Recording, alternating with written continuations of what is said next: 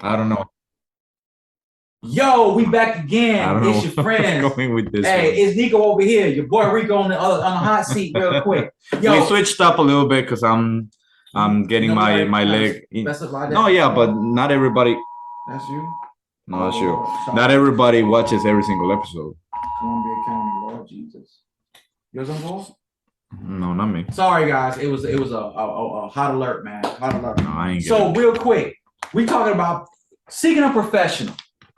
You know, we got friends, people who are knowledgeable, people in your circle. But People who will save sometimes, your life. but some, yeah, Legit, your financial life. yeah. Oh my But God. no matter what you got, unless you got a friend who literally is a professional in that instance. Right. I mean, if you got the friend and he's the guy. Yeah, and they do that as they do Exactly. that. What it is Oh, I always forgot to tell you good about that too. to if you got good people around you, a good person around you will point you in the right direction, right? So, case in point, Nico has some situation right now to get his money right, right? Well, I had it. Right. Because you were doing the crypto. So you and Uncle Sam, y'all was having a misunderstanding. Right? Yeah, we was a little, he was a little Your shaky. uncle was feeling some type of way, right? He was feeling Uncle, he was rolling his beer, yeah, you know. he was feeling 30K Lars, like something. But Hi, his thankfully, Corona in his right hand over here. yeah, that I don't know, Corona. Nico. I don't know. I don't know about this. Uncle Sam be drinking natty light. But now what I'm saying is He this. know I was good though, but he didn't say He didn't nothing. say nothing. Right? But what Yeah. I'm saying is in regards to a professional situation, after me and you talked about it, and I was like, look, hey man, I don't know nothing about it, but see a CPA, you did the due diligence, got with someone who blessed you. And until I didn't get that due diligence from someone I can trust, not only personally but professionally, I wasn't moving. So yeah. So if anything, when we look at it, I look at a two-tier situation, right? Your leg is banged up. I can tell you what I know, and what I'm gonna bring those things tomorrow for try to get your leg healed up. But if it was still going bad, I'm gonna tell you to go see a doctor, or I'm gonna tell you to go see an orthopedic specialist, because a good circle of people around you will tell you up to their limitations. I would never be one to tell you, oh man, don't worry about this, don't worry about that, unless I went through the experience myself, or I went through the experience and had professional help and told me the situation. And even then, I would be remiss to be like, man, you ain't got to worry about it, yada, yada, yada. It's really better for me. And sometimes we get caught up in friendship like that. You'd be But like, you even if you did that, like you wouldn't do it like out of ill will. mm-mm. You know, it's Right. just what you think. Like some people want to, Some like, people think like that. good people in your circle will try to keep your worry down, your anxiety down. But if you are a brother, if you a true friend, you gotta tell the truth. What you done, not only the truth, but you should always give good counsel. Sometimes the counsel you give is beyond your capabilities. Refer that person and we need to admit that. A professional. If you need legal advice, I'm gonna tell you, like, hey man, bro, call the bar. I know a lawyer friend. Boom, boom, boom. This, that, and the third. If you got a medical issue, whatever, I don't even know all your business. Make sure you're straight. Go see a doctor. Get your health up, man. Make sure you get your health insurance. Get your dental straight, right? If it was anything else, we should be telling someone, if beyond our capabilities, we can give our ideas, we can bounce things off. But at the end of the day, if you really need professional involvement, we should be willing to be a professional, unless you got a friend who is a professional. Especially if this is like a big deal, like Uncle Sam stuff. Yeah, you don't want to mess with the federal government. Yeah, like for me, when I was going with my custody battle, everything is cool. By the way, I thank God. It sounds really weird. Thank God. But yeah, but like the idea, like when I was doing my custody battle, I did pro se. I was doing my own thing for as long as I can. But I know ultimately I had to go seek legal assistance, which I didn't have to, but it was what it was. And now I'm helping other guys do the same thing right now. But I can only take them so far before I tell them, like, hey, for what you need to seek a professional. You need somebody who you need to get with somebody who does this 9 to 5, 5 days, 7 days a week. You need somebody who gets paid to do this. You need to go seek a professional. Same thing where, like, if you want to get better at soccer, you can only go so far with somebody who plays soccer and who's good at soccer.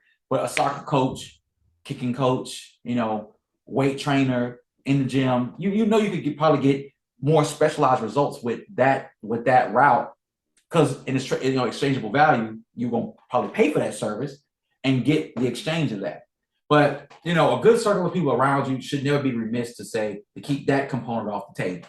And also, don't forget, a lot of people say, oh, I don't like to make friends. I'm antisocial, or I'm an introvert. I'm shy. I'm awkward.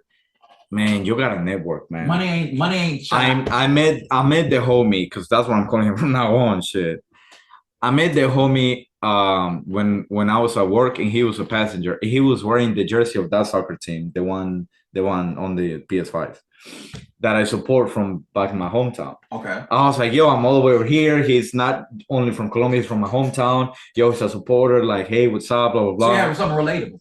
Something relatable. We got to talking. He was a cool dude, and then we're kind of in touch, like here and there. Like he posts like crypto stuff, so do I, and you know we got things in common. We kind of talk here and there. Okay. And then I needed this favor. I could think of him, and boom. Yeah, and as part of the homework that you did. It's part of the homework. Yeah, after, especially like think about it, if you would have just sat there on and be like, oh man, I'm worried. I don't know what I'm gonna do. Oh, I'm stressed out. I'm shy. I don't want to talk to people. And like I said from before, I'm like, yo, after talking to a couple people, a lot of people were telling you what ultimately the CPA told you. But it's like I said, it's better to go to a professional. But I only wanted it from him. I told you I don't know nothing about it, but I know I got friends who are accountants and whatnot, and I'm like, look, you got to talk to a CPA. I can't tell you nothing. And eventually, you find a way. You found a connect through your friend who put you onto a CPA who was stellar for you, put you on so much so that you did business with him. So that was a great referral, and you patronized that man's business, taking care of him. He took care of you before a dime was spent. So everybody wins, bro. That's a great way to put it. Absolutely. So it's not about, I don't want to say, what's a word for it? It's not about just talking to people out of interest or just wanting to get something out of people. Mm-hmm. It's just about networking. Like a lot of times, like, oh, you know, maybe you can meet people at the club. Oh, this dude, he's a lawyer for, I don't know, say a defense lawyer for a specific thing. Mm-hmm. You meet up, whatever, something comes up. You never know. It's life. Yeah. Something comes up. I got somebody. You'd be glad to have that number on the phone. You'd be glad to have built rapport, and that person vaguely remember you. Oh, yeah, from the thing, soccer. Oh, when we played golf. Oh, man, you was at the one spot. Oh, yeah, man, I remember you. Man, what you need? Something business, man. Exactly. Like, okay. Also with my soccer friends, I had a good friend of mine. I got a good friend of mine call me, and they were like, hey, I'm trying to create this business, but I need a payroll system, and I need kind of legal / accounting / how to set it up and all, like the legal part. I'm like, I'm familiar with it back when I used to have my LLC. I mean, but I closed it. But I could think off the top of my head 3 dudes who could help with that. Right. They're all my soccer friends. Yeah. See, and we go play soccer, we drink together, we have fun, we laugh. And I like them as friends. If they need me, I'm there for them. Mm-hmm. We give each other advice, we talk, we have fun. If I need somebody, I'm going to them. Right. See, and that's what about it's so crazy. Over the summer. Nothing wrong with that. Yeah, nothing wrong with that. Over the summer, I was able to network with my brother-in-law's brother's fiance. Phenomenal.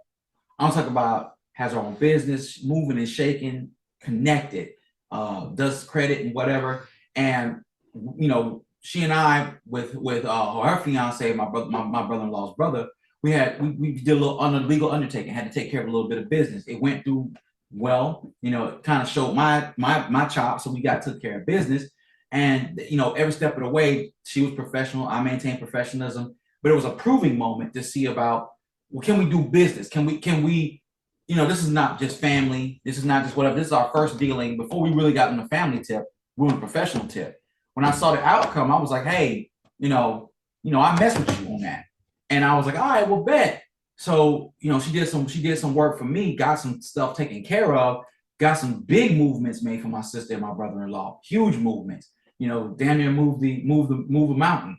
And I was like, okay, it's networking like that. And she was like, look, hit me up when you're ready to make the next step, LLC, yada, yada, yada. I know I can make that move for her because she moves not just personally, but she moves professionally in a strong way. And that's good. Like I said, network. It's good to have people in your inner circle. Always good. But even bigger rings outside of that, man. Like I like moving around the nighttime. I love, and I kind of miss being in that type of circle. Oh, But don't tell me that, boy, because I'll take you out. I need good service. I need more than just drinking Buddies and Bad Bunny And Bad Bunny songs. Bad Bunny songs and whatnot. But you really want people that the biggest thing about it is that it's okay to have people that will rock with you at nighttime when everything's fun and chilling in football season. But I really would like to rock with the people that if they see you on a Tuesday morning, slam jam packs, cold outside, it's raining, and they see you, be like, "Hey, what's up, Nico? Man, what you doing here? Oh man, I'm just passing through there. Hey, X, Y, Z, yada yada yada. This what up. Let me look into it for you." And then be like, "All right, cool. I'll look into it for you." I posted this thing yesterday about liking, loving, and respecting. You Wait, my like our brother. podcast? Before relate to our podcast from before. But I was saying like this professionally, if I'm doing something for you, right? If I like you, yeah, I got it for you, bro. Yeah, I got it. You're a good person. I got That's it for cool. you, right? To maintain it, though, I got to continue to like you, right? Now, if I don't like you, I might be less inclined to do that for you. Unless it's professional, getting paid. Which is actually a podcast that we had as well. Before. So go ahead and check that out. But what's crazy is if I got love for you, my brother, I'm going to make sure I get it done for you, right? Yeah, you're more invested into this getting done, even though it's not for you. Yeah. Now, I might not like you today. Nico might have pissed me off because he did some foolishness out there on the road and being ridiculously reckless.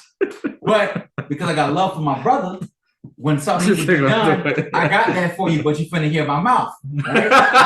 Yeah.